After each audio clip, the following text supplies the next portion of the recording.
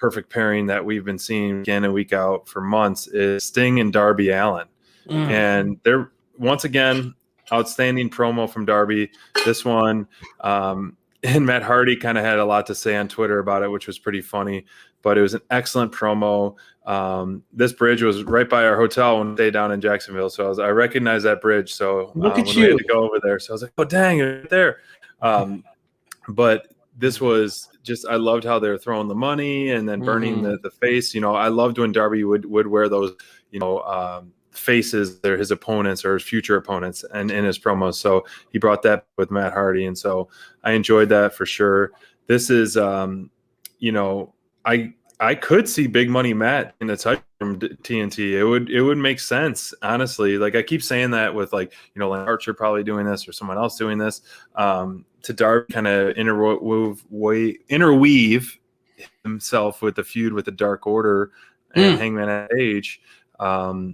It just be, I think it's smart and it's a good transition. Him and Darby Allin versus Matt Hardy would be a great match. The TNT that's actually SPD. That's actually a really good point. I mean, we've talked a lot about who's going to dethrone Darby, right? And a lot of times we've built this up to be, man, this could be a star-making moment, right? If you had somebody really do that, but Darby's such a he's such an easy guy to root for. It would. I know that you hate. I know you hate the roll-up finishes and those kind of like crappy kind of finishes, but could you imagine if Big Money Matt got himself an opportunity, somehow weaseled his way to get a title shot, and then somehow the HFO got involved and somehow distracted Darby and allowed Matt to become champ. And obviously Matt, if he became champion, yes, there would be critics and things like that of, oh man, now another older guy gets a title run. But honestly, we've talked about it and we've seen other fans echo this same sentiment. This iteration of Matt Hardy's character is incredibly entertaining, and you could see he's giving back. He's giving opportunities to guys like Butcher and Blade and Private Party, and now pushing Bunny to give her an opportunity to get an actual match tonight.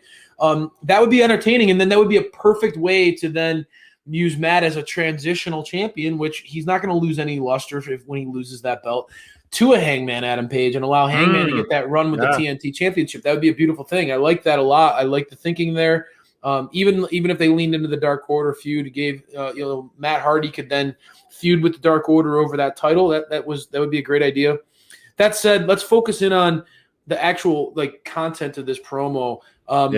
For me anyway, you nailed it when it comes to the taunting and kind of the making the imagery of Darby's promos. He's such a creative mind. His promos are, we tweeted it out tonight. His promos are so unique, man. They're unlike anything that we've seen in wrestling in a long time. The guy just has that artistic element that really allows you to get captivated by what he's recording and what he's putting out there. They're really special vignettes, and I really enjoy the way that lens that he sees the world through.